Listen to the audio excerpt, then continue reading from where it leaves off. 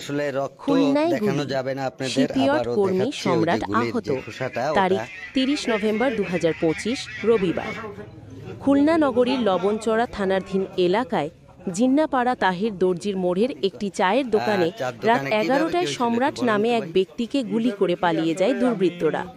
Khulna শিপইয়ার্ডে peon পদে কর্মরত সম্রাট রাতের খাবারের পর স্থানীয় ওই চায়ের দোকানে বসে চা পান করছিলেন।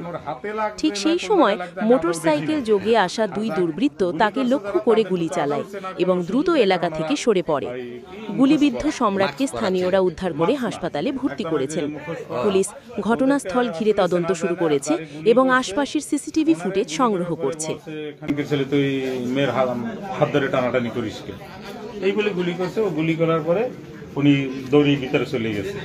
দোকানদার এইটুকুই জানে, আসলে রক্ত আপনাদেরকে দেখাতে পারবো না, বাইরের লাইট জ্বলে না, বাইরের লাইট। হ্যাঁ, এখানে আইন শৃঙ্খলা বাহিনীর লবণচড়া থানার লোকজন আসছে, বিভিন্ন দলের নেতা কর্মীরা আসছে এখানে আসলে খবর পেয়ে, স্থানীয়ভাবে যারা আছেন তারা।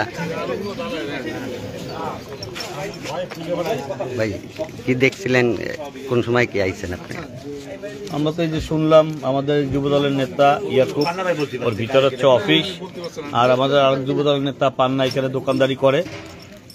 ইয়াকুব আমার ওইখানেই ছিল, আমাদের মুক্তার হোসেন রোডে। ও আসতে মনে হয় 10-15 মিনিট, তারপর হঠাৎ করে ফোন দিল, ভাই আমার অফিসের মধ্যে একটা ছেলে বসা ছিল, ওইখানে আর এক গ্রুপ এসে গুলি করে চলে গেছে।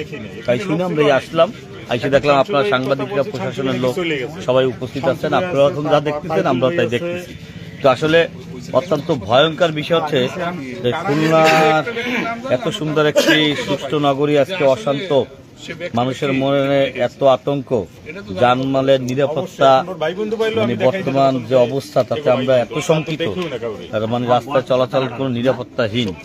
এই অবস্থায় আমরা চাই প্রশাসনের দৃষ্টি আকর্ষণ করে বলতে চাই, দ্রুত এই সকল বিরুদ্ধে আপনারা ব্যবস্থা নিন, কারণ তো আমরা খুবই আতঙ্কে ভুগতেছি। আমিন ভাই, আমাদের বিএনপির সাধারণ সম্পাদক, আপনি সেদিনকে একটা বক্তব্য দিছিলেন মাদক নিয়ে, ওই জিনিসটা আসলে আমরা দেখতেছি এই যে 3 দিন হয় না, ওই জিনিসটা আসলে আসলে হুবহু খাটছে। আপনি একটু বলেন তো কি ঘটনা এভাবে দিন? বিষয়টা হচ্ছে, আপনারা জানেন যে খুলনার আইন শৃঙ্খলা পরিস্থিতি খুবই ভয়ানক পরিস্থিতি। খুলনার আজকে পরপরই মনে হয় 3 জন গুলিবিদ্ধ হয়েছে। লবণচড়া তার বাইরে নয়, আইন শৃঙ্খলা বাহিনীর মানে আরও তৎপরতা আমরা আশা করি, এবং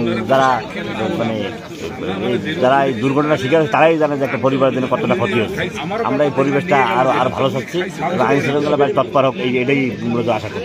হ্যাঁ, আমরা দেখছিলাম 3 দিন আগে আপনি মিটিংয়ে একটা কথা বলছিলেন, আসলে বাস্তব